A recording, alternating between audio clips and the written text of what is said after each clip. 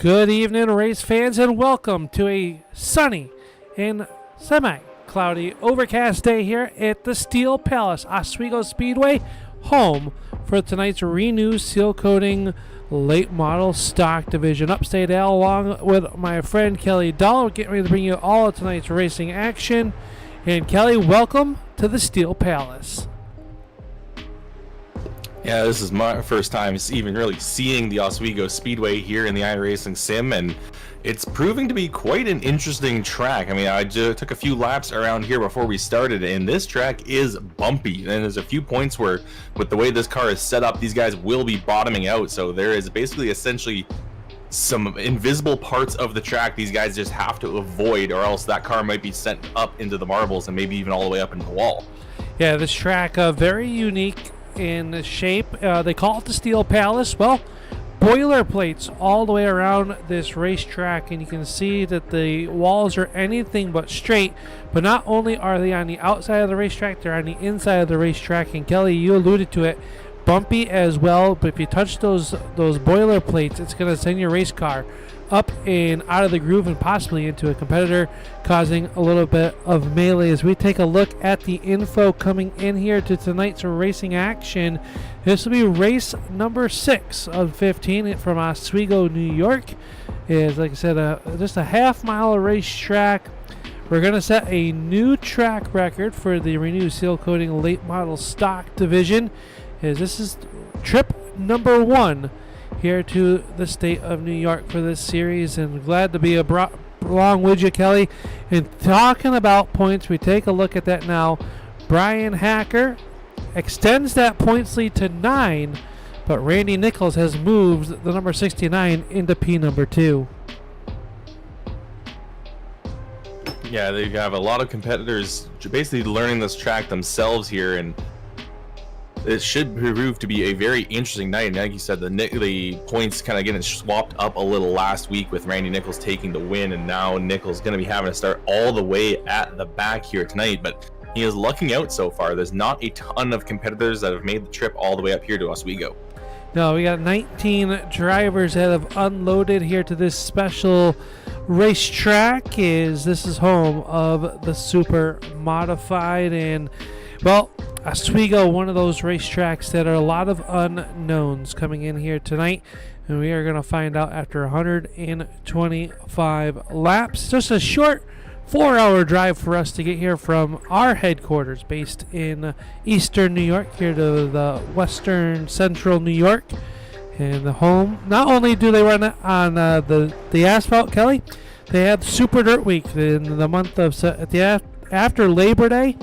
They come out with clay. They cover this place and make it the Clay Palace for our dirt racing's biggest event in the Northeast. It's Oswego Speedway. So interesting that they do it. Multi-faceted facility, and it's a very fast one here tonight. But before we get going any further, we would like to thank Renu Sealcoating for their sponsorship of the North-South Racing League, as they bring you the North-South Racing League's Late Model Stock Division, and they have been in business for over 20 years. Renu has been protecting and maintaining southern Wisconsin's driveways, parking lots, and playgrounds. With over 75 years of combined asphalt expertise, they treat every customer like family and stand by their work every time. Whether it's your home driveway or megastore parking lot, Renu Sealcoating has you covered. Visit them today at renusealcoating.com for a quote today. And just like that, we are getting ready to head into the Mad Plowing Fast Time Qualifying. And Mad Plowing is the one-stop shop, whether it's landscaping or snow plowing. And the proud presenter of tonight's Steel Palace 125, Mad Plowing can get the job done. Make sure you hit them up at 608-217-3528. Mad Plowing, plowing at the light of speed. RC2 Graphic Solutions. Are you in need for professional looking artwork? Well, RC2 Graphic Solution can make it happen. Reach on out to Robbie for it. RC2 Graphic Solutions, your events, our designs. Wizards Designs, the proud trophy maker for the NSRL. So you'll see what they've done on Facebook at Wizards Designs to get your next project started. Send them a message today. And Austin Designs, we thank them for making these race cars look great on the racetrack. We look forward to see your next ride make it in Austin Designs. Well, Kelly, qualifying is underway right now, and we got our first fast time. Dan Jan in the top of the scoring pylon here so far early on in Mad Plowing fast time qualifying. Yeah, but Dan Janjanin only putting down a 19.3. It's even slower than what he was running in practice, so I expect to see that drop soon. And as I was saying, Scott Negus goes to the top of the board with a 19.237. Rob Donaldson just behind him with a 19.269. It's a fairly windy day out here on the track. It looks like it's coming out of the southwest. I don't know the orientation of this track, so don't really know for sure where you're going to be getting a little more speed. Now I'm looking at it. A bit of a crosswind actually for down the straightaways, and maybe might help them a little bit coming out of turn 2. Well, Kelly, if you look out behind our press box there, you'll see Lake Ontario. That's to the north. So that will be coming probably west to east. Usually it's that orientation of a crosswind here, but I'll throw you in that lake later if you get a little too warm. You know, I actually used to live pretty much right across from Oswego on the other side of that lake, but I mean, when you're talking about one of the Great Lakes, it's a little more than a little jaunt there. A lot of these drivers taking their time in qualifying tonight. We've got a few drivers out on track. Randy Nichols going up towards the top with a 19.265, though Nichols will be starting at the back of the field, as we mentioned earlier, due to his win last week. But still, he could get the fast time, which I believe is worth some bonus points, and Randy Nichols will definitely take any of those he can get. Let's see as he comes across the line. Much slower that lap, so I don't know if he maybe hit one of those bumps or maybe burned up his tires on the first time. Oh, here comes Matt Hackathorn, 19.235, so he goes to the top of the board. 19.235 for Matt Hackathorn in the Ram Racing Concepts 04. Up out of the racetrack right now, the driver out of Montreal, Quebec. Number 13 QC, this is Guillaume Fortin, and Guillaume looking to rebound after a rough Nashville race 1 week ago. And lap number 1 for Guillaume is quick time with a 19.16, 19.16 for the driver from Quebec as he sets fast time here, lap number 1. Now Brian Hacker to the top with a 19.14, so 19.14. Now the set. So you have to set. That is a new track record for the Renu Sealcoating North-South Racing League. Yeah, a few drivers have gone faster on their second lap, but Guillaume and Brian looks like they put it all down on the very first lap, so they used everything they had. We got Dylan Connor coming out on the racetrack now after his first lap, only at 20.1, so it seems like he may have been saving his tires and trying to warm up his engine and go for it on the second. Here he comes through the last 2 corners. Let's see what he can do. Dylan Connor has a lot of fast time awards this season and not gonna add another tonight. 19.166, so he's faster than Guillaume, but he does not beat Brian Hacker. Only a few cars left, and they are not going to have any time. Matt Cook, Scott Austin, and Jeff Bergener will not set any lap times tonight. Well, now that'll set our Fast 8 drivers headed into the RC2 Graphic Solutions redraw. Coming up right now is RC2 Graphic Solution. It's your one-stop shop for everything you need for make your race day look better. Stop on over to RC2 Graphic Solutions. It's your event, our designs. Well, Kelly, we'll start to populate those up here. We're going to talk to just about everybody except for Randy Nichols. Remember, he does not get to choose here tonight after qualifying inside the top 8. So we will start to populate those drivers down here, and we'll pull up our first fast time driver, the driver of the number 2. And it's not only did he make it here, it's a little bit of a special day as we bring up Brian Hacker. And First of all, happy birthday there, son. It's, what are you, like 20 years young again? I'm older than both of you, so, you know, you shouldn't be calling me son. You say that, but everything cracks when I stand up. Well, yeah, my hamstrings are on fire because I did a little bit of yard work yesterday, so that tells you about how old I am. Hey, well, first of all, I know what you think of our New York tracks up here. Does this change your opinion at all? No, I think it actually further solidifies it. If anything, this track sucks ass. So, it's gonna be an interesting night. This is not my forte, certainly. I think I'll just be happy if at the end of 125 tonight, if all my teeth are still left in my skull. It is a very rough race. Stay away from those boilerplates; they hurt. But you set the Mad Plowing Fast Time Award here tonight, so congratulations on that once again this season. Bad news is you got 1 through 8, any number to choose from. To see where you're going to start here in this RC2 graphic solution redraw. Hell, you say bad news like this is predetermined. I'm gonna go with number 6. Number 6 coming off of the board, and that number 6, well, outside the front row. Being a veteran of this racetrack, that's not good. Yeah, well, thanks, Al. Appreciate your optimism. Well, if anybody can get it done, I think it's you. Outside front row, that's pretty good, though. Just keep it up front. Yeah, it's better outside front row than outside fourth row. We'll take it. All right, but best of luck here tonight as Brian Hacker. He'll start P number 2 here tonight in the Steel Palace 125. All right, I believe you've caught up with the second fastest man and probably the fastest man of the year, Dylan Connor. Yeah, here now with Dylan Connor. And Dylan, how are you managing the bumps here tonight? Not so well. It wasn't my qualifying there.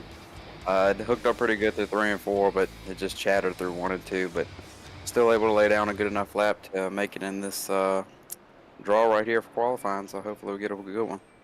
Yeah, so Brian Hacker took the number 6, which means he'll be starting in second. Other than that, you have your choice between 1 through 8. I'm going to take a shot at it. I'm just going to go with 8.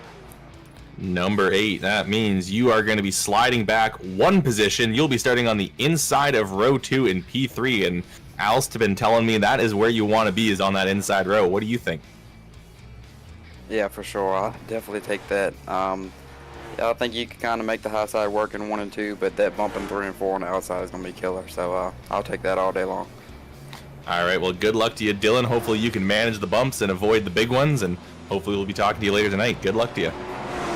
Yes, sir. Thank you. So Dylan Connor will be starting in P number 3, so let's keep moving along, and let's talk to Guillaume Fortin. Yeah, the driver of the Hugo Paquette Motorsports, car number 13 QC. Guillaume, putting it 3rd overall in qualifying here tonight. How's the outlook here at the Oswego Speedway? It's pretty bumpy out there. Sounds like driving on Quebec Road, but hopefully we can keep it clean and stay up front. All right, but number 6 and number 8 are off the boards. Those were both P2 and P3 for those following at home. What number would you like? You got 1, 2, 3, 4, 5, or 7 to choose from. I'll go in between 6 and 8. I'll go with 7. I'm going to take the 7. Everybody going high here tonight in P. That's going to be P number 8 outside the 4th row. What's your thoughts on starting 8th here tonight? Not good outside and back there. So hopefully we can make our way to the front. And all right, my friend. Well, we hope to be talking to you here at the end of this one. Best of luck out there tonight, and make sure you wear that mouth guard. yeah, thank you. All right, Guillaume Fortin is going to start P number 8. Kelly has 6, 7, and 8 now completely off the board. Yeah, but now we're going to move along here. Going to catch up with Matt Hackathorn. And Matt, it is looking like it's going to be a tough track to pass. Do you think the redraw is going to be a difference maker here tonight? No, I think so, but it's also going to come down to if you're stable enough and lucky enough not to hit that huge bump in the exit of turn 4. that's going to be a disaster. If you go too wide, you lose too much time. If you hit it wrong, you go straight into the wall. So hopefully I get an inside draw, but my luck and the way everything's going right now, I'll probably be in the outside and get turned again. Well, the good news for you is the pole is still available and 2 outside row spots have already been taken. And your choices are between 1 and 5 tonight. I chose 4 every time. I might as well choose 4 again. Well, the good news with choosing number 4 means you are going to be starting on the inside. However, that is going to be the 4th row. So P at number 7 for you here tonight. Well, that gets better than nothing. I'll just stay as close to the wall as I can. All right, well, good luck to you, Matt. Hopefully you can keep it off that inside wall, and maybe we'll talk to you later tonight. Good luck. Thank you. So Matt Hackathorn will be starting a little further back in the field, but he is at least on the inside row. So let's keep moving along and catch up with our next driver. And up next will be the driver of the 55, Scott Negus. And Scott making it into the RC2 Graphics Solution redraw here tonight. What's it going to take to keep this 55 up front? I give up. Any secrets? Don't start on the outside and keep it out of the boilerplates. Good suggestion, that's for sure. We got 1, 2, 3, and 5 left to choose from. I'll take 5, please. 5 for the 55, and that is going to be P number 5. So right where you qualify is where you're going to start. Hey, it's not bad. Inside road number 3. Good place to start. I'll definitely take it. Thanks, guys. All right, best of luck here tonight, Scott. Thanks, buddy. There you go. Scott going to start on the inside of row number 3 in P number 5, Kelly. Yeah, we're going to keep moving along. We're going to skip over Randy Nichols since he will be starting out at the back, and we're going to go talk to Rob Donaldson. Hey there, Rob. You qualified at P number 7, and how are you feeling about this race here tonight? It's going to be interesting for sure. I was just kind of a little bit disappointed in practice last night. I ran a 15, which would have been top 3 or 4, so hopefully I can figure things out, but just looking for a clean race. Apologize for everybody about last week. I had some computer issue that froze me up, and next thing I know, we were sideways in front of the field, so hopefully we'll have a little bit better luck this week. Well, hopefully you can refine that pace here tonight, and hopefully you can start that off with a good qualifying spot or a good starting spot. But your choices are 1, 2, or 3, and 2 of those are going to be on the outside row. The inside row one is the pole, though, so what number do you want here tonight? Let's go with old Dale Earnhardt, number 3. Doing it for Dale, and you know what? That is the right choice. You are going to be starting on the pole here tonight, Nice. and it sounds like that is going to be an important place to be. Yeah, for sure, man. It's going to be an interesting race. It's kind of a challenging track, so you kind of have to really be easy with it. It's easy to push out, so it should be fun. All right, well, good luck to you, Rob. Hoping you can find that pace again and see if you can turn that pole into a win here tonight. All right, appreciate it. Thanks. So Rob Donaldson will be starting out on the pole, which means we only have 2 more spots left, and unfortunately for these last 2 drivers, they're both on the outside row. That they are, but we're going to talk to the first time this season, the driver of the number 2, Dan Janjanin. And Dan, congratulations on making it into the RC2 Graphic Solutions redraw. What do you like about Oswego, if anything? It's interesting. That is for sure. We got numbers 1 and 2 left to choose from. Which number would you like? I'll do 2. 2 for 2, and that is going to be P number 6, outside row number 3. So, outside starting spot, what's your thoughts? It's going to be a disaster. I don't like your optimism. I'm a realist.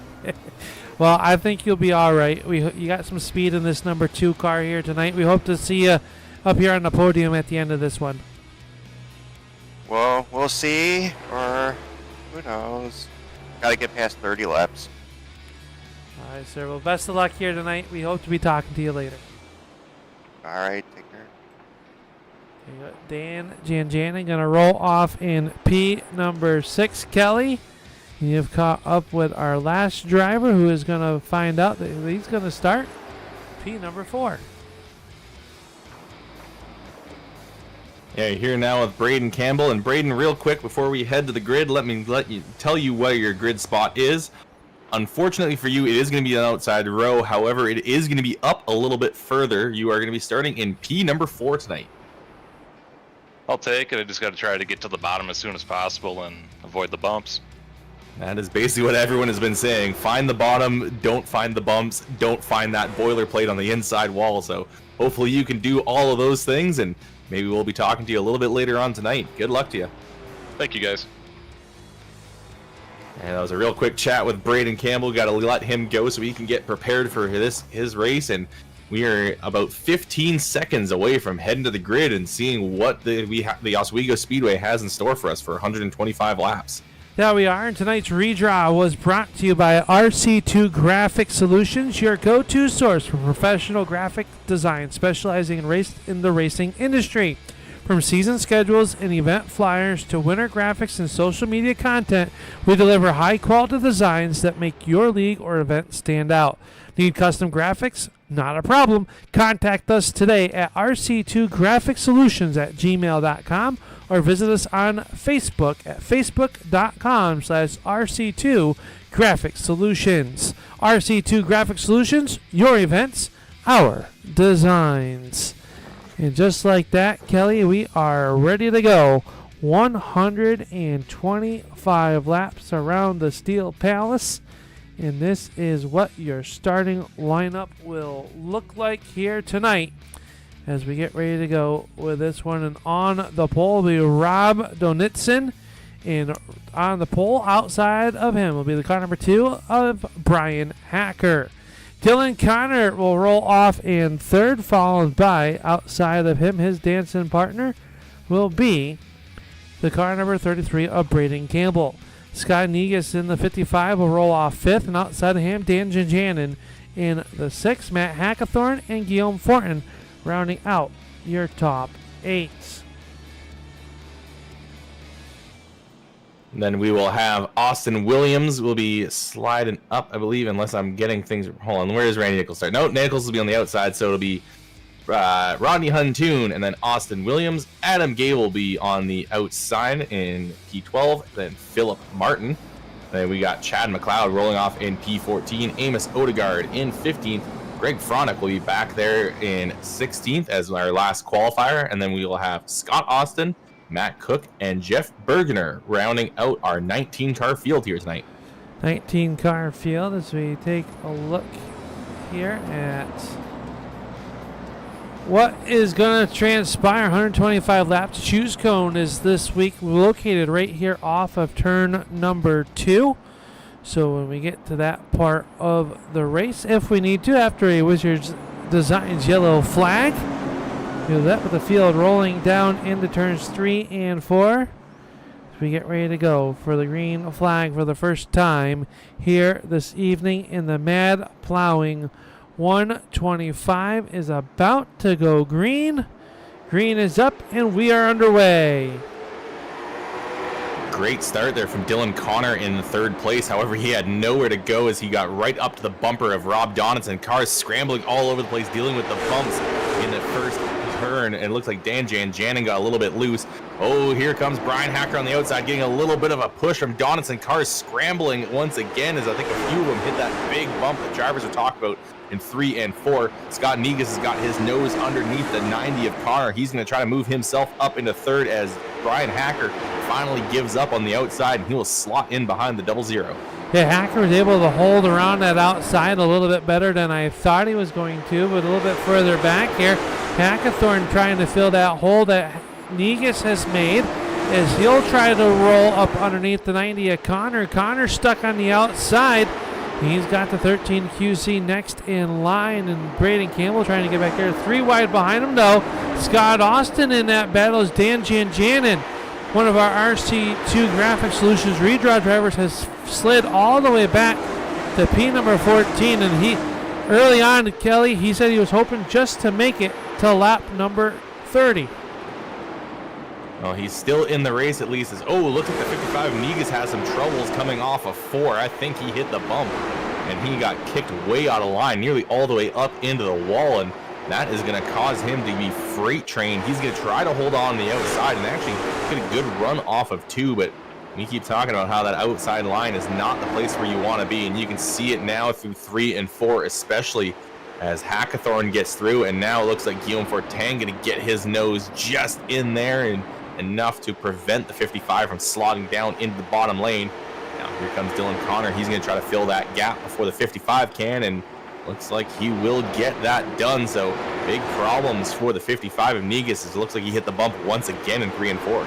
You see how just rough this racetrack is down the straightaway. These cars hitting it just right, and like you were talking about, Kelly, I know you took our Turn 3 Racing Network test car out on the racetrack a little earlier this afternoon, and these cars really getting down and hitting these frame rails and really upsetting these race cars.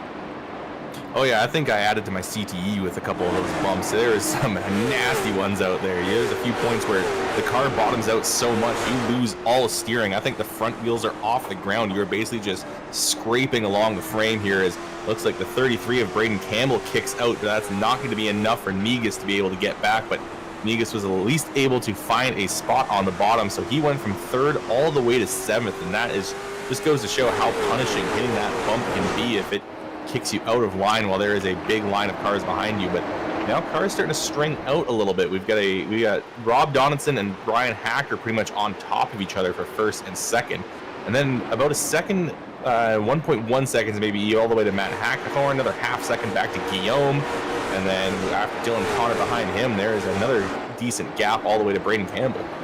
Yeah, a little bit deeper in the pack. The 12 of Huntoon getting pressured by the Chrome Racer of Bergener. Bergener trying to make something happen behind him with Huntoon up the racetrack. In the Austin Designs Ford Mustang, he will give up that spot to hold it back in line. Now it looks like a little bit further up, maybe Scott Austin and Randy Nichols side by side. As we look at there, you see the 46 in front of them of Philip Martin. He's making a move inside to make it to the 8th spot. And now Randy Nichols has found himself in the top 10 after starting at the back of the field. So he's slowly making his way up. Unfortunately for him, his championship rival of Brian Hacker is all the way up at the front in 2nd place. And Guillaume Fortin, the next driver he's battling for this points lead with, is sitting in 4th. So still has a long ways to go. Luckily for him, there is a long ways to go in this race. And now he's going to get another position here as Amos Odegaard goes high off of 4. Must have hit that bump once again. And I think that's basically what's going to be our race decider here tonight, is just that bump in 3 and 4. Absolutely, and right now you see him working underneath him. We're on board with Scott Austin. That's going to move them both up 1 spot. And he's trying to bring along the number 91 of Adam Gable. Jan Janin down on the inside, just kissing that inside boilerplate. And I kid you not, Kelly, these walls are steel boilerplates. That's why they call it the Steel Palace. They have very unforgiving walls, and normally this track has styrofoam barriers, I believe. Yep. You'll correct me if I'm wrong, Al. Yeah. Thankfully, we don't have to deal with that tonight, so we don't have to deal with any cleanup since there's no actual risk involved. So that just means the drivers have to deal with the actual boilerplate as Dan Janjanin gets around Amos Odegaard. Amos having some problems there in that 60 car. He was up in 8th not too long ago, and now he has found himself all the way down into 13th. He slid back just a little bit here. Back in there after running into the top 10 is now up front, though. Brian Hacker really applying pressure to Donitson. Now takes a peek to the inside. Can he make the move into turn number 3? He is there alongside. We've got a new race leader. Brian Hacker taking that spot. Sorry, Kelly. Yeah, Hacker absolutely sailed it into turn 3, nearly cleared Donaldson before they even reached turn 4. And I wonder how much of that was just Donaldson trying to avoid that bump, trying to just let Hacker by so he can slot back into 2nd, because 2nd place is better than getting kicked all the way into the wall by that bump. As we look out the back on the Mad Plowing onboard camera on Brian Hacker, you can see just how bumpy this is, and you would think you'd want to be right around here, but you kind of got to diamond it almost a little bit. He's running a very unique line away from that inside boilerplate, and he's able to keep the momentum up. Yeah, he's at least finding where the banking is on this track and avoiding those bumps, and it almost seems like these cars kind of climb out of turn 4. It looks like there's a little bit of an uphill there, which might help his acceleration off the corner, and it is a big dip right on the inside of turn 4 that he's hitting really well, and he's carrying a lot of speed around this track. Yeah, Brian Hacker came in leading the points by 9 over the driver of the 69 of Randy Nichols. And Nichols, he's trying to make his way up through the field as he works there behind Scott Negus. Negus going to go to the high side. Nichols down low. So move Nichols now into P number 7. And Scott said, all right, you're a little bit faster than me right now. Just have the spot. Saw he had a little bit of a gap back to Scott Austin. So better to kind of maybe let the faster car go at the juncture of this race. Just closing in on the 1/5 mark. Yeah, Negus just playing the long game there. Realized the battling with Nichols was only going to allow the 5 of Austin to get even closer. And then if Nichols got around him, it would push him all the way back. And it almost seems like Austin still is slowly creeping up to the back end of that 55 car. It seems like that gap is shrinking. So there might be a little bit of speed left in that 5 car. Yeah, Brian Hacker has really opened up the gap here. Almost a 1 second gap over Donitsin, who's got about 0.7 of a second back to Hackathorn. And Fortin running in 4th. Connor rounding out your top 5 as we watch the 46 of Philip Martin trying to chase down the 2 cars in front of him. Chad McLeod in that 93 car trying to make his way up through the field, and as he's right there behind the number 12 of Rodney Huntoon. That's the battle for the 14th spot on the racetrack, and they got Jeff Bergner close in tow as well. Yeah, front end of the field quite strung out, as you mentioned. Brian Hacker is open at 3/4 of a second over Donaldson, who's got about an equal gap back behind him to Hackathorn. Guillaume Fortin closing up a little bit, but he's still 0.5 second back. Dylan Connor has pretty much got the smallest gap of the entire field here, as he is 0.3 back. Amos Odegaard, though, he is starting to close up to Dan Jan, and looks like Amos wants to start working his way back up towards the front of the field. I mean, he started in 15th, went all the way up into 8th at one point, and was already dropped back to 13th. Yeah, I feel like this is going to be one of those races where you got to hit those marks, save those tires. As we've been green here for the first 28 laps, working lap 29 as the field rolls through turns 3 and 4. And this is one of those racetracks where lap traffic could really come into play here, Kelly, especially with how line sensitive it seems to be, especially with those bumps. Yeah, you almost have one line around here, and that's really going to be kind of more accented later on in this race when the marbles really start to build up. And I mean, when I was out there was some marbles, and if you did hit that bump and got into the marbles, you pretty much had to be completely off the throttle to avoid going all the way up into the wall. And even starting to see now, there's quite a few marbles building up on the outside line. So as long as we stay green and don't have the street sweeper come out here, it's going to get even worse. Yeah, you can see the marbles there as we watch the battle for the 3rd position between Guillaume Fortin and Hackathorn on your screen. These marbles are really starting to show up here as these tires start to get ground down a little bit, and maybe someone that started off the race pretty good maybe went a little too hard at the beginning. Gonna hurt those Hoosier Racing tires. Only time will tell. But Oswego here putting on a good show is now the 13 really pressuring Hackathorn for that 3rd position. Yeah, now Guillaume's going to go for it into turn 1. He is going to dive down in there, and that's going to force Hackathorn to stay on that high side. He will slot in between Guillaume and the 90 of Dylan Connor, so he's only going to lose 1 spot for now. But look at Connor. He's closing up the back end of Hackathorn. He's carrying a lot of speed off of turn 4. He may be able to go into turn 1, and yeah, he is going to send it underneath Hackathorn, who looks like he tried to just get out of the way and avoid the 90. And 85 of Williams has gone down pit road, so trouble early on in this one for Austin Williams' 85 car. So a tough break for that driver for the second consecutive week. Showed a lot of speed 1 week ago at the Nashville Fairgrounds Speedway. Just was caught up in a little bit of mishap that was not of his own doing. Finds himself early on in pit road here tonight at the Oswego Speedway. And Kelly, I was just looking at the schedule here in front of me. We're at another tough racetrack next week as we head to the state of Virginia to the Martinsville Speedway for next week's race. And then we go to Hickory. So then that will be the next two races after tonight's Mad Plowing 125 here at the Steel Palace of Oswego as Brian Hacker leads by 0.8 of a second over Donitson and Fortin. Fortin, though, he's brought Connor along with him. Connor keeping him pretty honest right now, Kelly. Yeah, but still a long ways to go for Guillaume Fortin to even get the next spot of Rob Donaldson. It is about 1.2 seconds. Now getting a little bit smaller, but not by much, so quite a ways to go. He still has a lot of time to make this happen, though. It doesn't look like that 13 QC is in any sort of a rush to catch up to the 00. Looks like he's just trying to save his tires and go for the long run. Quick update, though, on Austin Williams. He's actually pulled it behind the wall and has called it for the night.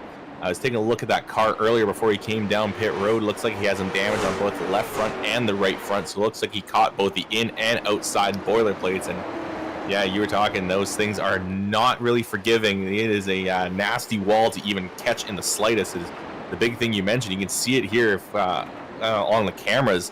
That wall is not straight at any point. Even if you just scrape it, it's not. It can just jut out a little bit and just kick the front end of your car. Yeah, take and reach out and really grab your race car, suck you in, and then if you're running side by side, it really pushes you out or into another car. As your race leader starting to get to the back side of the field, Brian Hacker has caught the 15 of Matt Cook. Dan Janjanin also on pit road. Kelly, looks like he might have taken the 2 car to the trailer as well. Trying to see what happened to him. It may be some issues for the 2. It looks like he scraped the wall slightly on the front straightaway, and then that car just kind of disappeared. So he may have just had some connection issues, some hardware issues, but problems for the 2, and that's unfortunate, as I think it was the first time this season he was in the top 8 redraw. Had himself a decent start, but he will be finishing multiple laps down at this point as Brian Hacker's starting to work his way through the lap traffic. He's got around Matt Cook, and now he has got the 71 of Greg Fronick that he's going to be dealing with right now as he goes sailing on past him out of turn 4. He does in the battle for the 3rd spot, is quickly catching up to the back side of Donitson, who is caught behind those lap traffic, racing for position. That's allowed Guillaume Fortin and Dylan Connor to catch up to the back side of them. Connor has been really applying the pressure to Fortin as now they get work underneath the 15 of Cook, and Cook up in those marbles really has to watch what he's doing as leaders work on by. Everybody doing a masterful job as we close out lap 46 and start lap 47. All this happening about a second behind race leader Brian Hacker. Yeah, and now the 71 car of Greg Fronick is going to move up the racetrack, and he's going to try to get himself back down in front of Matt Cook before he loses the position. I think he is going to do that, and now it's going to be Matt Hackathorn that's going to have to deal with these 2 lappers battling for their spot, and Brian Hacker is going to keep increasing his lead. He is now 1.1 over Rob Donaldson, who himself is now under fire, as Guillaume Fortin is only 3/10 back and is bringing the 90 of Dylan Connor along with him. Yeah, really looking good here as they work through turns 3 and 4. As a 3-car battle now for the runner-up spot as Guillaume Fortin applying the pressure to Donitson, and he's got Connor, who's kind of fallen off a little bit, maybe regaining a little bit, trying to figure out, all right, what is it going to take to make a pass here? And Brian is really only 1 second in front of him, and he's got heavy lap traffic starting to form up in front of him. Yeah, Dylan Connor might just be content to slot in behind Guillaume right now and just follow him through, as Guillaume is catching up to Rob Donaldson, is getting closer and closer pretty much every turn. As actually that time around 3 and 4, it looks like Connor may have missed the corner a little bit, went up pretty high in 4. So maybe he just caught the bump there and it kicked him out of that inside line, as they are still trying to catch up to that 00 of Donaldson, who's now starting to close up the gap to Hacker. Hacker getting up to some more lap traffic here, but looks like Chad McLeod is going to stay high through 3 and 4 and nearly get into the wall down the front straightaway. And he's going to stay high, as actually Rob Donaldson is also going to go into the high lane, and that's going to allow the 13 QC of Guillaume Fortin through. And now Dylan Connor, he's going to try to see if he can get around that 00, the 00 guarding the inside line into 3. Coming out of turn 4, which car is going to have the advantage? Both of them pretty even on speed down the front straightaway. Rob Donaldson will hang on to 3rd place for now. Yeah, and I was ready to point out, Kelly, that the 13 QC seems to be able to keep it down a little bit lower than his competitors. He gets a great drive up off the corner as they work around the 60 of Odegaard. Odegaard back into the 15th position right now, as McLeod will be the first car 1 lap down. And that's important if we were to get that Wizards design yellow flag, that we would see our free pass. But now Connor really putting the pressure to Donitson, and he is giving him a little bit of a shot down the straightaway a couple times now, as they all try to close in on Brian Hacker. And since Fortin has gotten around Donitson, he's starting to close that gap on your race leader, Brian Hacker. Yeah, even during these battles here, 2nd, 3rd, and 4th have all been putting down times faster than Brian Hacker. That time, only Donaldson was actually slower than Brian Hacker, and that was because mainly he was trying to let Dylan Connor by after Connor got to his inside. So Guillaume Fortin is closing up the gap, but how much of that is him pushing it, and how much of that is Brian Hacker taking it easy to try to save his tires? Take a look at these cars fly by. You can see the rubber really building up on the outside of this racetrack. Oh, Guillaume that time with a little bit of a moment through turns 3 and 4. That's going to allow Brian to gain a little bit of that time back. Had to chase the race car up the racetrack there just a moment ago, did Fortin, and that allows Connor right back to the back bumper. Another big thing is because we have that wall to the inside, and it isn't just a bunch of apron like it is on most tracks, it doesn't give the marbles on the inside really a place to go. There's actually a little bit of a line of marbles starting to fill in on the inside line right up against the wall. So the drivers have moved up, looks like a little bit, to kind of avoid that, but that's only going to get worse as time goes on. Yeah, already closing in on the halfway point of the Steel Palace 125 presented by Mad Plowing. Whether you are looking for new landscaping or need plowing needs to wrap up the winter months, Mad Plowing can get you done in a fast and orderly fashion. Contact them today at Mad Plowing for all of your residential parking lot needs here. And we thank them for being a proud sponsor of the North-South Racing League.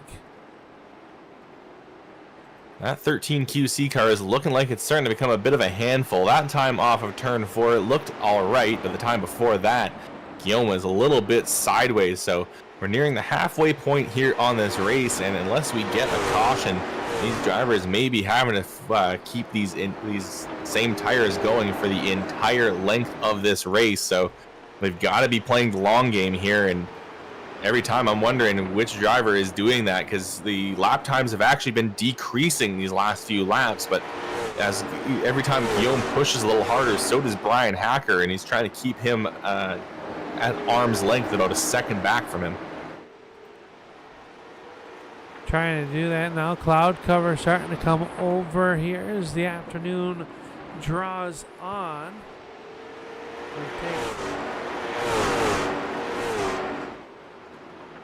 So they should have enough fuel, Kelly. I do believe they jam-packed the fuel tank. The question I have, will the tires last? Will we see some live pit stops due to tires expiring here this evening?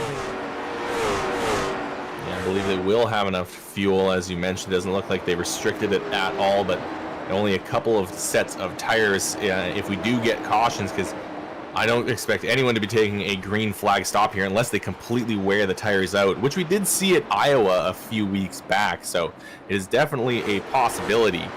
But the real question is that actually going to happen, or is the track surface well enough that these guys can make it last? I mean, it's looking like the New York winters have not been kind to this race surface. Not at all.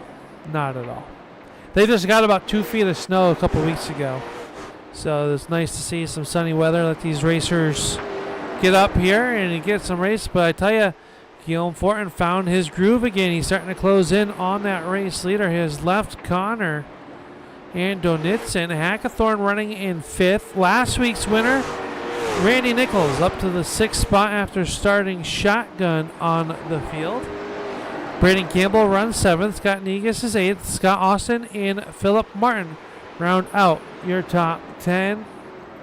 You look at Martin Carr as he's looking to chase down the 5 of Scott Austin. And you find a little bit back to the number 12 of Rodney Huntoon, who runs in 11th. Adam Gable is 12th. Jeff Bergner is 13th.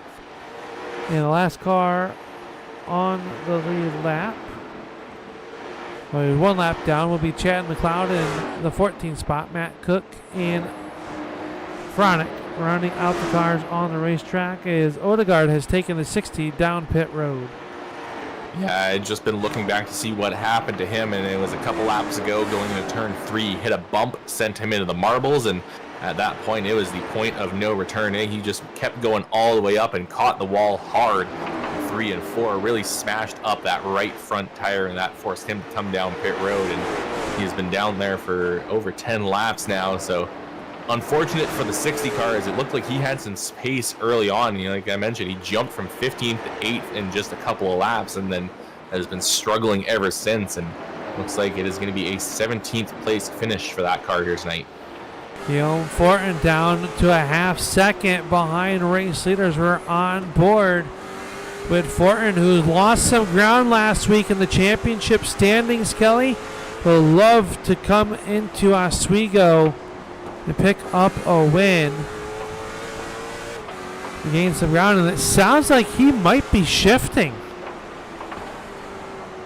I'll have to take a listen for that, because the shifting would be surprising here. Yeah, it almost sounded like that off of turn 2.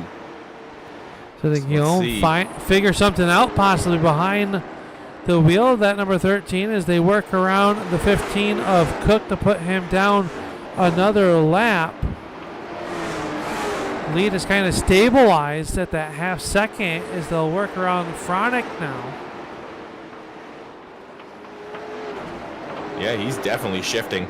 It looks like he is letting the car kind of roll through the middle of the corner, and then basically slams it down into third right before he starts accelerating again. So he's trying to avoid any engine braking with that downshift, and then is just trying to rocket off the exit, and it is working. Look at this gap. It's disappearing to the 2 car of Brian Hacker. We're going to have a battle for the race lead here in a few more laps as Guillaume Fortin has really, and maybe that's how he's able to keep that car down low. He seems to get a much better run up off the corner, but he's really charging the corners. You got to wonder, is that hurting the right front tire?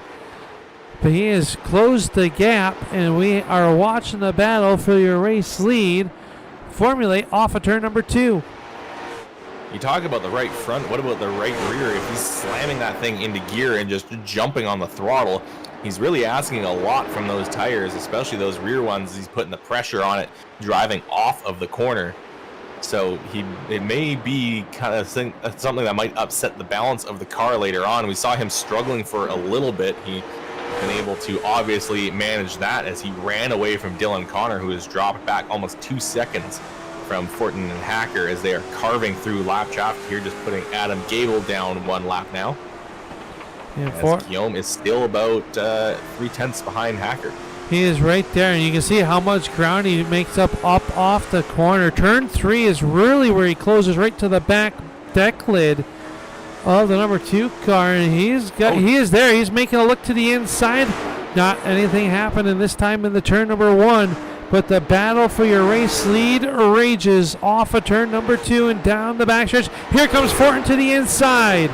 Guillaume Fortin trying to become our second different leader here this evening. He has got Hacker up the racetrack. Fortin to the race lead on lap 81. Yeah, Guillaume Fortin going to get himself into the race lead as we've got a few cars that have come down pit road for some green flag stops. I saw Dylan Connor surprisingly come down to, it looked like just take tires. It did not seem like that car was damaged at all, so a little bit of a surprising call, but let's see if Dylan Connor can make it work for himself. And now Randy Nichols coming down pit road, so wondered, do those drivers push too hard where maybe they cut down a tire? Randy Nichols, 1 week's winner ago, down on pit road. He is going to lose a lap or more depending on what is going on with that Cintas 69, but Fortin has opened up a half-second advantage over Brian Hacker since taking the race lead. Rob Donitson now is in third, but he's looking to come down pit road as now Hackathorn will roll through turns 3 and 4. He'll move into the third spot. This is looking like exactly what we saw 2 weeks ago in Iowa, where we had a few drivers decide that they just couldn't make the tires last and dove down into pit road. And now we got to keep an eye on Fortin and Hacker to see if they can make it last, as they are going to be carrying this field at this point. They're over 5 seconds ahead of third place of Matt Hackathorn. But it looks like the lap times are holding pretty even. Ever since Guillaume got around Hacker, he's eased up a little bit and has slowed lap times down a little. But I mean, they're pretty much the same as I've seen them do for the last 30 or so laps. Yeah, they're in the upper 50s, low 60s for a lap time right now. The 69 of Randy Nichols setting the fast time of the race just after coming out with fresher tires with a 19.27. So Nichols trying to catch up there as he's hassling the 404 of Hackathorn. Hackathorn wisely just moves up, says, all right, go after it, as he is trying to chase down Gable and Connor for that free pass if the yellow flag were to fly here by Wizards Designs. And Rob Donaldson now down 2 laps after coming out of pit road, and kind of puts him in an awkward spot. I mean, he's got fresh tires, has better pace than the leaders, but doesn't want to get in the way of them. So I'd expect to maybe see him try to make a move if he's got enough speed, or he's going to have to do so soon. Oh, that time maybe caught the inside boilerplate up the racetrack again, trying to make a move around your race leader. But Brian Hacker is right there as well, trying to make something happen as they close in on Jeff Bergner. Bergner runs in the 9th position, still on the lead lap. The race leader is closing in on that chrome number 21. Yeah, wear your sunglasses when looking at that race car, Kelly. Yeah, we got another car coming down pit road. It's going to be Chad McLeod in the 93. Dylan Connor, after changing his tires, is putting down some fast laps. He put down the fastest lap of the race a few laps ago with a 19.2. And now he has been setting 19.3s, while Hacker and Guillaume have been putting down 19.6s and 19.5s. So that 90 may be able to kind of do an undercut here if the rest of the field has to pit. But as we saw at Iowa, some drivers might be able to make those tires last the whole way. And honestly, I'm kind of surprised that we saw. Actually, no, it was not Nichols that had made it stretch. I'm getting my drivers mixed up here. It was Ryan Johnson at Iowa that had stretched the tires out. Yeah, he did a great job. Johnson on a limited schedule this season.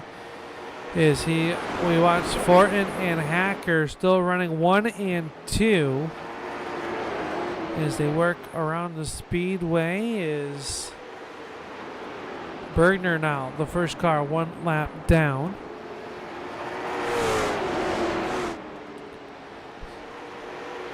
This really has Braden Campbell into the third spot as Hackathorn up the racetrack. So you got to wonder, is Hackathorn's tires starting to give up? As Braden Campbell now into the third spot in the quick trip number 33. And Adam Gable coming down pit road. So only a few drivers left. It looks like about half the field has come down pit road. And it's the top 9 that have not hit at all here tonight. So Jeff Bergener in that 21 car is the last car to have not hit, and now he is going to be the first car a lap down. And let's see, Dylan Connor has got the fresh tires. Let's see what he can do against that 21. This is actually a pass for position here on the track. This will be for that free pass. Here is now Connor to the inside. He'll make quick work of Bergner up off of turn number 4 to put himself into that free pass position if the yellow flag were to fly. And the race leaders are right there in front of him. So can he get back on the lead lap the hard way? I think he's got the pace to do so. I mean, you have to take a look. His lap times were a little slower last couple laps. Now it is going to be a little up there in 19.4. So he's about a tenth, almost 2 tenths faster than our leaders. So he is catching up to them, but it is going to be hard for him to get around and then have to go all the way around again to get that into the lead unless Hacker and Fortin can't make these tires last. Yeah, and I was just about ready to say Brian Hacker was starting to make some ground back up on Fortin, but went a little bit wide. That time Campbell is in trouble. The Hackathorn back by him. The battle for third is a good one as they work down in the turn number 3. 25 laps to go, and throw Scott Austin's name into the hat now as he at their 3-car battle for the third position. Yeah, it looked like Hackathorn may have caught the wall slightly going into turn 1. I don't know for sure. He's seeming like he's okay for now, so he's going to keep it rolling. But he has got a lot of pressure behind him of Braden Campbell and of Scott Austin. These 3 cars just nose to tail fighting for that last podium spot and those crucial points. That they are, and they are really going to be a dogfight here. 24, make it 23 laps to go now as Hackathorn holds on to it. Campbell right there, Scott Austin. And Austin is another one of those drivers that is very good at saving those tires. Desi saved enough right now to make his way onto the podium for the first time this season. And Scott has had nothing but trouble this season, it seems like, Kelly. And now Hacker is falling off hard. There is problems for that 2-car. I wonder if he's going to be hitting anytime soon here. He got passed by Connor and Donaldson, who have now started battling for position. And that may have checked him up a little bit, and it sent him way back. And that gap between himself and Guillaume Fortin is now 1.2 seconds. He gained a little bit of time back that last lap, but it also seems like Guillaume's lap times are really falling off a cliff as well, as now he's putting down a 19.8. Yeah, maybe it's slowing those lap times down. The 2 cars behind him trying to get back a lap and to get back on the lap. Donitson down 2 laps currently. And Connor, the first car, 1 lap down.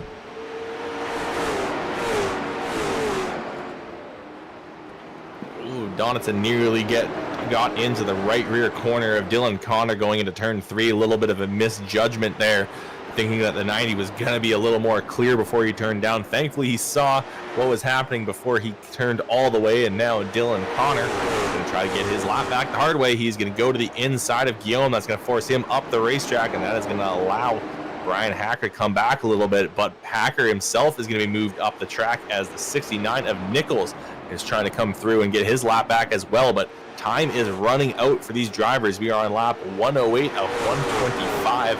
Only a little bit further to go, and Guillaume just has to make these tires last a few more laps. It is 18, make it 17 to go right here at the stripe. Now Scott Austin has gotten away, put around himself, around Campbell and Hackathorn for that 3rd and final podium position. Let's take a look back here and see how Scott Austin did it back here on lap 104. Hackathorn up the racetrack, and that was easy pickings for the 5 of Austin.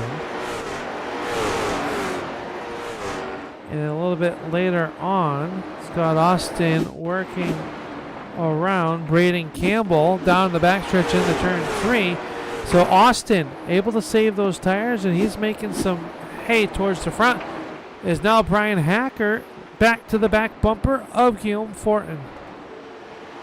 Yeah, Hacker's closed up a little bit, still about half a second separating him and Guillaume Fortin, and those lap times are just getting slower and slower. Scott Austin is actually running half a second a lap faster, and that gap between himself and the front two has been shrinking by quite a bit. That time around was a 19.9 for Fortin and 19.85 for Hacker, and then Scott Austin at 19.63. So he's got the pace, but does he have enough time? He's still got a 5.5 seconds separating himself from Guillaume Fortin, and only a few laps to get things done.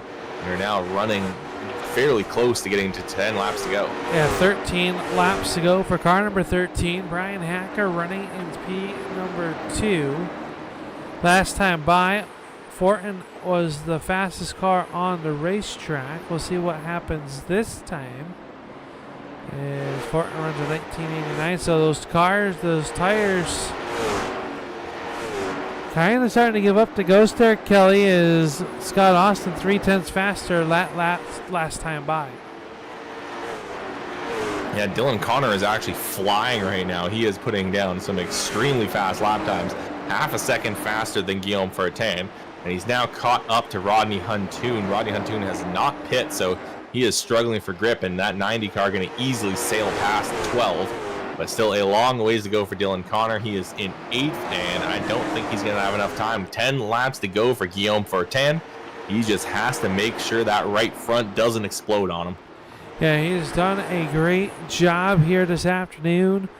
As Fortin made it here, started back in P number 8 and has driven himself to the front with just 9 laps to go here at the Steel Palace 125, presented by Mad Plowing.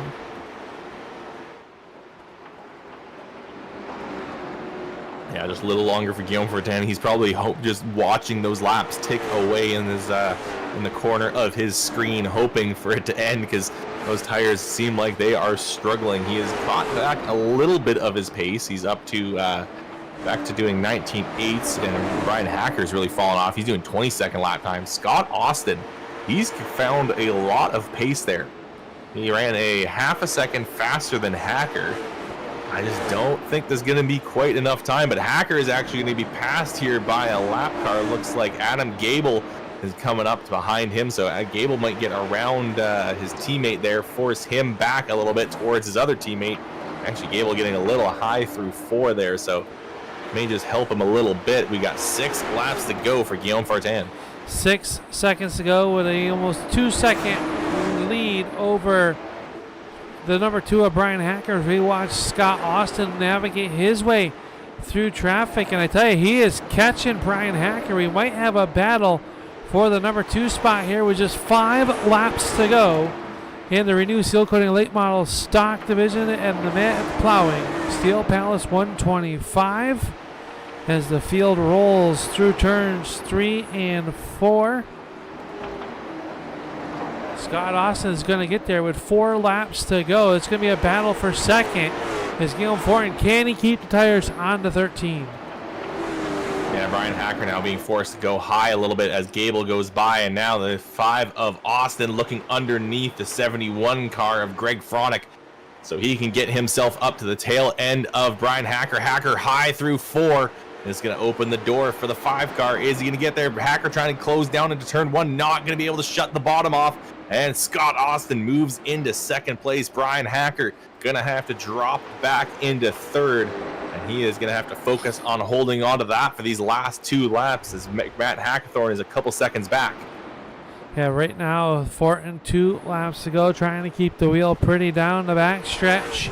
And into turns 3 and 4, this time by Barney, our flagman, will throw the white silk. Final half mile around the Oswego Speedway.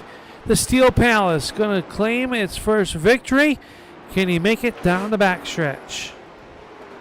Guillaume Fortin just has to get through 2 more turns. As long as that right front doesn't let go on him, he will be our winner tonight. Guillaume Fortin coming off of turn 4, and he will win the Steel Palace 125 presented by Mad Plowing. Second spot going to go to Scott Austin. Brian Hacker going to hold on to 3rd.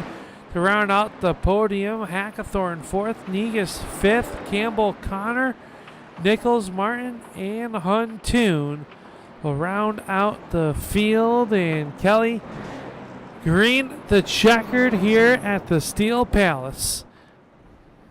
Yeah, I don't know if a lot of people expected that. I think a lot of drivers were expecting at least someone to hit a bump and get kicked up into someone else, but these drivers were able to manage the tricky bumps of this racetrack, able to manage its dangerous surface, and a few of these guys able to make the tires last all the way to the end. Guillaume Fortin taking the win because of that, but Scott Austin somehow carrying a ton of pace towards the end as well, and that will reward him with a second place finish. And Brian Hacker going to have to settle for third. He will have to settle for third, and Fortin going to reclaim some of those points as he will beat Brian Hacker here tonight. That's the good news. The bad news is 1 week from tonight, Kelly, that 13 QC will have to start shotgun at probably one of the more difficult racetracks, the Martinsville Speedway. Yeah, that is going to be a tough ask for him to see if he can get all the way from the back to the front at the paperclip, but we'll have to wait and see in 1 week's time for that. But we should get ourselves down to that front straight away and see if we can talk to a few of these guys here tonight. Yeah, we're going to head down here for the Zoofab Garage post-race show. And Zoofab Garage is your one-stop shop, whether it's for your street car or your race car. They can help you put those performance upgrades in or point you in the right direction on what ones to get. It's Zoofab Garage as we head down trackside, Kelly. And I believe we will get those drivers up here. And I believe you've caught up with our race winner. Yeah, here now with Guillaume Fortin. And Guillaume, the first question is going to have to be how much tread was left on those right sides? That's a mystery. I'm gonna get out of the car now and go see, because I'm not sure there's anything left. Yeah, I think the cords might be showing on that. It looked like it was a tough track here to deal with tonight, but it looks like you were able to make the tires last. Does that just come down to good pace management? Yeah, I think I did a great job. I just checked and I had 42% on the right front still, so I think I did a great job managing my tire and just staying consistent and not getting too far up front and just maintaining good speed all throughout the race. Well, we're reaching the midpoint of the season now, and the point standings are going to be even tighter. What do you think is going to take for you to close out the championship on the back half of this season? Yeah, I think it's going to be more about consistent finish. Brian's doing a great job this year, Randy also, so I think it's going to be a season-long battle with those two. Hopefully we can come out on top again this year, but it's going to be hard. I'm just happy to be in victory lane for the first time this year. Well, I think you're going to be happy with victory lane this week, but the next week you're probably going to be cursing it as you're going to have to start at the back at Martinsville. What do you think it's going to take to get towards the front there next week? Yeah, Martinsville is not a good place to start at the back, but I did it last week because I misqualified at Nashville, and this week starting 8th. I think I can manage to just be patient and make my way up front slowly but surely. All right, Guillaume, thanks for coming out and talking to us. We're going to let you go here tonight, but before we do, we like to give you the microphone, and who would you like to thank for your first win here tonight? Yeah, everybody that follow us with the real life stuff. They're the one making it happen. So thanks to everybody. Also all the admin at NSRL for putting up this league. It's really fun to race on Monday night with those guys, and also UNL for putting up an awesome show every week. It's always fun to go back and watch. All right, well, thanks for coming out and talking to us, Guillaume. Good luck to you next week in Martinsville, and hopefully we'll be able to see you go from back to front. Yeah, thank you. Hopefully I'll be in victory lane again. And that is Guillaume Fortin, our winner here tonight for the Steel Palace 125, presented by Mad Plowing. And now we're going to pass it along to Al, who I believe is caught up with Scott Austin. I have caught up with a driver of the number 5, the Mad Plowing Hard Charger here tonight. And Scott, first of all, do you have a headache after all those bumps? I do. I don't know if I was in a race car or roller coaster. It's pretty brutal out there. Man, how'd you manage it? You came to life at towards the end of this one, these drivers up in front of you started slowing their pace down, and your pace just stayed the same. Was that part of the game plan starting at the back of the field here tonight? It was. It wasn't. It was an accident missing qualifying, but it ended up working out for us. Kind of forced our hand in working the tire game, and it worked out for us at the end. We're going to come out of here with a podium as what you would probably say has been a pretty dismal start to the season, but still a lot of racing left to go. This is going to be a good shot here as we reach towards the halfway point in the later half of this 15-race schedule. Yeah, you're right. Definitely not the start to the season that we wanted, but we'll keep coming back. We'll keep learning, and we may not be in a championship hunt per se, but it's nice to be up there mixing it with the guys who are. Well, it has. You definitely have had the speed. I would just say Lady Luck or your Rabbit's Foot or something has just went missing. But tonight, a great run. The good news is you don't have to start shotgun next week at Martinsville. What do you think of your odds as we head to that paperclip down in Virginia? I actually really like racing there. It's another one of these where it's real line sensitive. You could bite your tires pretty easily, so I think we'll take the same game plan and hope it works again. Well, we'll roll the red carpet out and let you thank those that make it all possible for you. And congratulations once again on a second place finish. Yeah, thanks to to Brian. We talked about the week at each track, and he helps me out trying to get faster. Happy birthday to him. Thanks to you guys for putting on the broadcast. I really enjoy going back and watching this. And then NSRL and all the admins. It really is an awesome league to be a part of. Well, congratulations, Scott. We hope to be talking to you next week. Maybe one spot higher here on the podium, but second place, leaving Oswego here tonight. Congratulations. Thanks, you guys.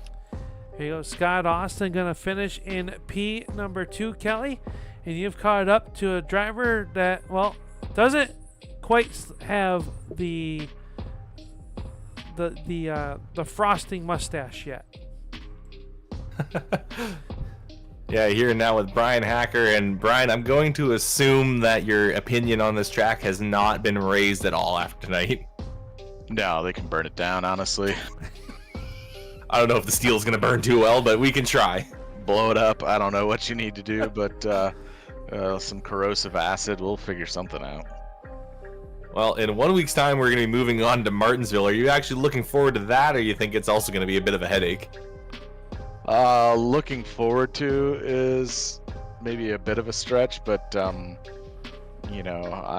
think I'm looking to Okayama after this track, honestly. So yeah, it'll be good to get to a track that it's not so jarring. I learned a few things here tonight, mainly from being slow at the end of that race there, so we'll see if it carries over to Martinsville. It might not, but I'll be happy to finish up talking to you guys and load up this trailer as quickly as we can and get the hell out of here. Well, maybe you should stop by your teammate Scott Austin and get some few tire saving tips from him for Martinsville, because it sounds like it is going to be a tough track there as well. But I think the good news is there's no bumps there. Yeah, no bumps. No. Well, if we hit the bump, it's that curb down on the bottom. But this one, we've had enough bumps for the season after running this track for 125 laps. Well, nearing the midway point of the season, and still it is pretty much anyone's game in the point standings. What do you think it's going to take to claim another championship here this year? I mean, it's going to be all about consistency and staying up at the front and talking to you guys every week will get us, the finishing points that we need, and then trying to get some of those bonus points where we can get them. I'm not sure. Who led the most laps tonight? Do you have any idea? Al, do you have that information on hand? Yeah, make Al do some work. But roughly, I believe it was you, Brian.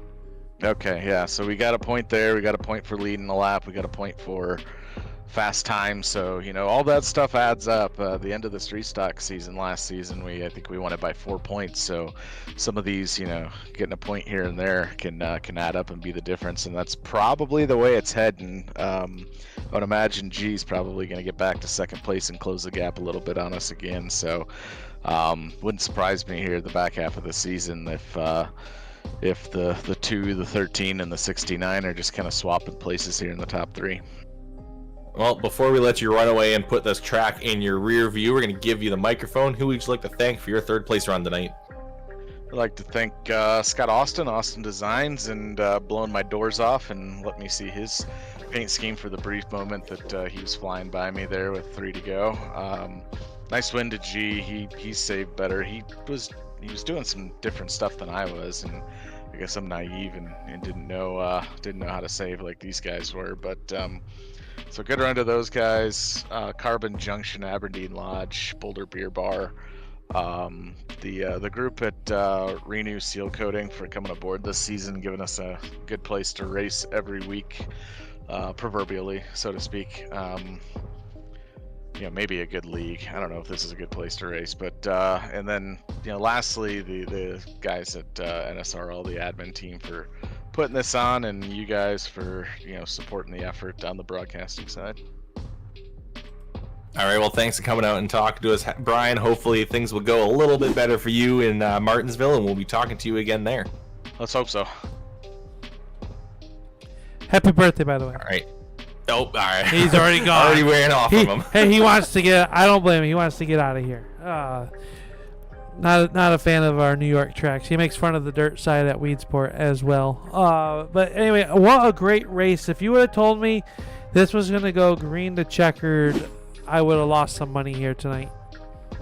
Not only go green to checkered, but also have a few passes for the lead and even a pass in the top 3 when last few laps. I don't know if even I would have expected that after all I had been told about this racetrack. Yeah, what a great race this really ended up being. A really tire conservation came in here. How about some of the drivers that came down pit road getting back inside of the top 10? Dylan Connor, Randy Nichols, all coming down pit road at one point or another to get back inside of the top 10 here tonight. As you see where your Renu Sealcoating Late Model Stock Series feature results here for the Mad Plowing Steel Palace 125. Kelly, your first trip to Oswego, final thoughts? I can see the challenge of this racetrack. There is a ton of bumps around here. They're not super visible while you're in the race car, and so you pretty much have to just memorize where they are. And we saw it catch out a few drivers. We had 3 drivers that did not finish here tonight, all of them catching the boilerplate at some point. And you had warned me about it. You had told me that those walls were unforgiving, and now I got to see it firsthand, and a little nervous for any time that I may take the track here at Oswego. I'll still have to go out and see what this track is like, all covered in clay, though. Yeah, it's a different beast when the dirt is laid down, but we won't know that here at the NSRL's league as we will pick up the show and it moves on. Next week we'll be down at the Martinsville Speedway for the RC2 Graphics 125. We hope to see you there at the races with us. But before we let you go, we would like to thank Renu Sealcoating for being the presenting sponsor of the Late Model Stock Series for the North-South Racing League. Mad Plowing, they've got you covered with speed and efficiency. RC2 Graphics Solutions, your events, our designs. Wizards Designs, the proud sponsor of the Championship Awards and a proud sponsor of the NSRL. We thank Wizards Designs for being on board in 2025. Austin Designs, well, we talked to the Mr. Scott Austin in the post-race show and making those cars look good. If you're in the market for a new paint scheme, reach on out to Scott Austin at Austin Designs. Zoofab Garage for being our post-race show. And don't forget, we are just a few weeks away from the Kendall Hacker Memorial. You still have time to donate, grab your laps, and you got to guess how many laps that Brian Hacker will lead at the Oxford Plains Speedway. And that is for a great cause. If you do not know, our friend here at the NSRL, Brian Hacker, and his wife having a tragic loss of their daughter, as we honor Kendall and raise some money for a great charity that helps families that move, that, their time of grieving and whatnot. So please consider that. Reach on out to NSRL to find out how you can become a part of the Kendall Hacker Memorial. But Kelly, as we wrap this one up, we will head to Martinsville 1 week's time. We hope you have a safe travel back to Canada, and we'll see you next week in Virginia.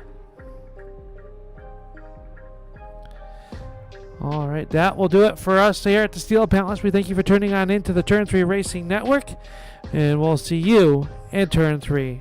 Good night, everybody.